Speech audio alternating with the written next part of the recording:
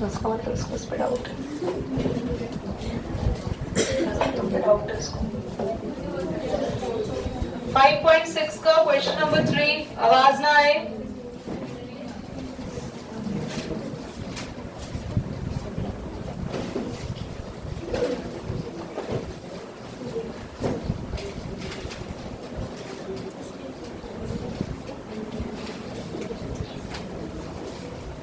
Class आप लोग ध्यान से सुन लेंगे। हम बात कर रहे हैं साइक्लिक क्वाड्रिलेटरल की। किसकी बात कर रहे हैं? साइक्लिक क्वाड्रिलेटरल जो होते हैं उनके ऑपोजिट एंगल का सम कितना होता है? साइक्लिक क्वाड्रिलेटरल वो चार साइड वाली फिगर जो सर्कल को अंदर बन रही है और उसके कॉर्नर सर्कल को टच कर रहे हैं, उसे बोलेंगे साइक्लिक क्वाड्रिलेटरल। तो आपके पास लिखेंगे ABCD is a cyclic quadrilateral.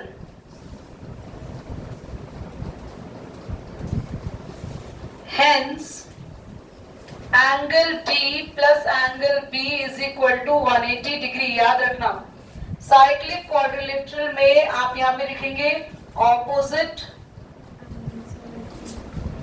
Angles of cyclic quadrilateral, पूरा लिख लेना, हैविंग सम 180। एंगल D कितना है? 100। एंगल B कितना है? X। अब मुझे नहीं लगता आपको X निकालने में कोई भी प्रॉब्लम होगी। 180 में से 100 जाएगा, आपका एंगल कितना आ जाएगा? 80। समझ में आया?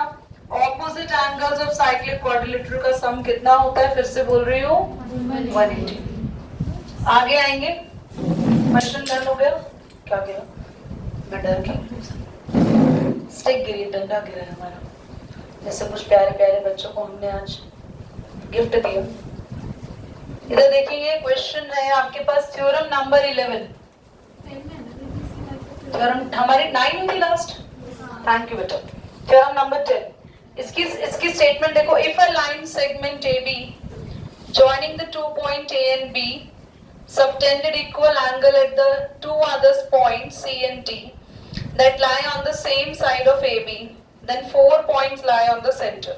देखो आपको क्वेश्चन क्या कह रहा है, बहुत ध्यान से। थ्योरम क्या कह रही है, बहुत ध्यान से सुनना। थ्योरम कह रही है एक AB कॉर्ड है, ठीक है? You have a cord AB और कॉर्ड AB से दो एंगल बन रहे हैं, एक C और एक एंगल D है। एक बार बाहर बन रहा है, एक केस में हम इसको बाहर लेंगे। ये बिल्कुल ऐसे पास पास नहीं बनाने, चिपक के नहीं बनाने ट्राइंगल। मेरे से ऐसे बन गए, आप अपने ट्राइंगल, अपने सर्कल्स को अलग अलग बनाएंगे। और एक में आप एक एंगल को अंदर ले लेंगे छोटा।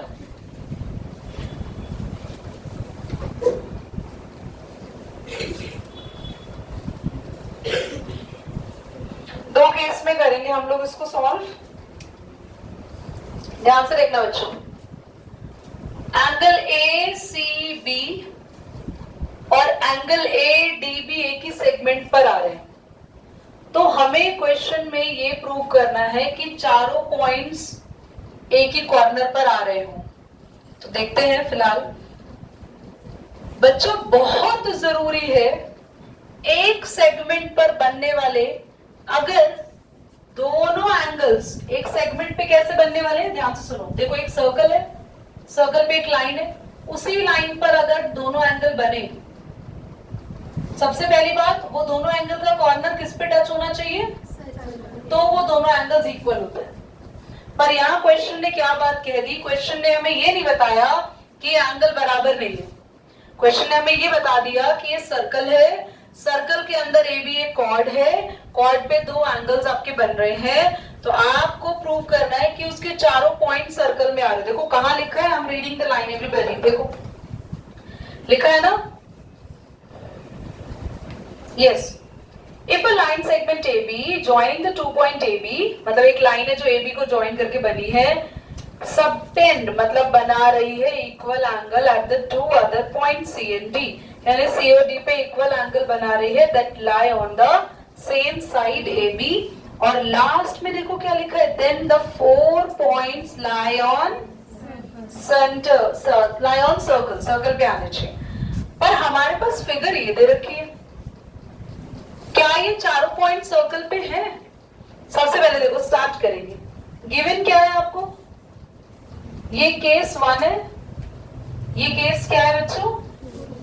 गिवन क्या है, ध्यान से देखना। गिवन है A B is a chord. A B हमारे पास क्या है बच्चों? एक कॉर्ड। और हमें क्या दे रखा है?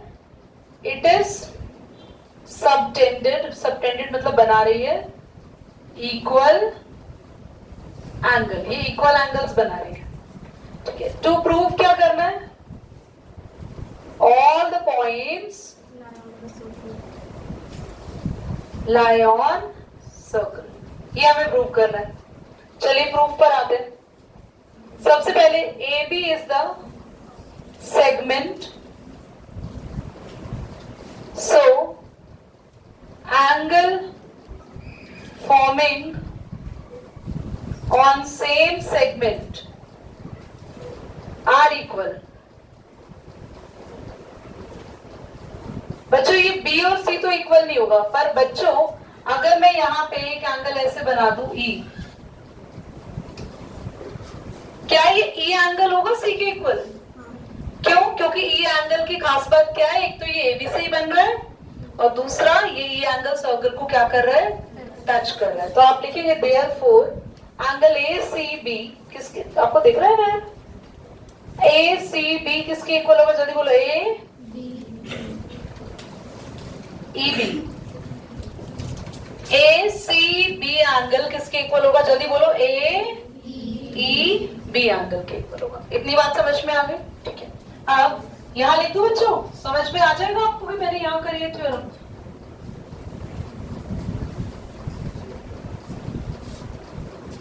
ये हमारा एक अलग क्वेश्चन हो गया, थ्योरम हमारी यहां आ गया। नाउ गड़बड़ मत कर देना बच्चों। ये एंगल सर्कल के क्या बन रहा है? सर्कल के बाहर जितना एंगल बनता है वो उतना बड़ा होता जाता है और अंदर वाला एंगल उतना छोटा होता जाता है। तो आप लिखेंगे now angle AEB smaller than angle AD। यहां पर आपके बुक के अंदर भी ना कुछ चीजें मेंशन होती है, बट मुझे लगता नहीं है कि वो काम करती होंगी।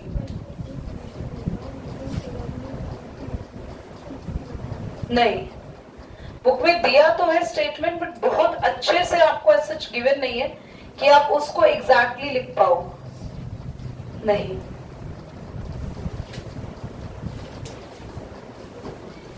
नहीं, बस इन्होंने लाइन लिख दी जो मैं तुम्हें समझा रही हूँ। If D were outside the circle, AEB is the exterior angle of the BD, so AEB is greater than ADB। बस ये लिख दिया इन्होंने। छोड़ो चलो, इधर देखो, ध्यान से देखो बच्चों, दोबारा से। अगर कोई भी एंगल बाहर बन जाता है तो वो इसके बराबर नहीं आ सकता, क्योंकि वो अपने अंदर वाले एंगल से या तो छोटा होगा या बड़ा होगा। ठीक है, तो हमारे पास AEB, बेटा इसको चेंज करेंगे क्योंकि आप बुक में चेंज है। AEB is greater than ADB। दोबारा देखो, हमारा ADB एंगल कहाँ है? AB लाइन सेगमेंट में तो बन रहा है, पर कहाँ बन रहा है बच्चों? तो ये एंगल क्या होगा हमारे पास? इसके कंपैरिजन में हमने बोला छोटा होगा, AEB बड़ा हो जाएगा। अब AEB किसके इक्वल था? जल्दी बोलो, AEB किसके इक्वल था? आप बताओ बच्चा, AEB किसके इक्वल था? AEB किसके इक्वल था?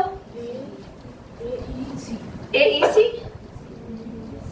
दोबारा बोलो, AEB किसके इक्वल था? इसके ना, इस एंगल का नाम बोलो। ACB। E क्यों बोल रहे हो? AC के बाद लाइन यहाँ कहाँ जा रही है? Therefore AEB किसके इक्वल था? जल्दी बोलो बच्चों। ACB के था। हेंस आपका ACB भी बड़ा हो गया किससे? ADB। तो एक बात बताना, जब C वाला एंगल ही D से सेम नहीं आ रहा तो क्या C और D एक कॉर्नर पॉइंट पर आएंगे? तो आप लिखोगे hence ABCDE CD not lie on same circle boundary, but कौन lie करेगा? जल्दी बोलो। ABCE lie on circle।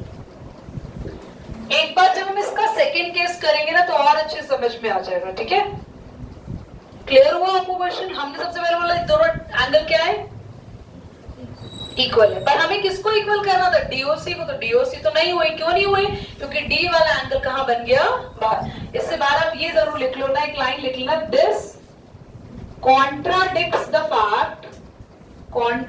the fact hence ABCD not lie on a same circle. Clear हो रही है आपको मेरी बात? कॉन्ट्राडिक्शन क्यों आ गई, कॉन्ट्राडिक्शन ये आ गई जो प्रूव करने को बोला था वो प्रूव हुआ ही नहीं। इसको थ्योरम को ऐसे ही करना है। थोड़ा वियर्ड लग रही है बट कुछ भी नहीं है। सबसे पहले मैंने बोला ACB किसके इक्वल है, AE B के। पर भाई AEB और ADB अगर ये दोनों भी इक्वल आ जाते तो हम कहते ठीक है सारे एंगल इक्वल है, सर्कल पे आ रहे हैं सारे पॉइंट। पर क्यों नहीं आए ये दोनों इक्वल, क्योंकि ये एंगल कहां बन रहा है, बाहर बन रहा है। तो ये एंगल क्या है, इससे छोटा, और अगर ये एंगल E से छोटा है तो बच्चों C से भी छोटा होगा। अगर कोई भी एंगल E से छोटा है तो वो C से छोटा क्यों होगा शिवम?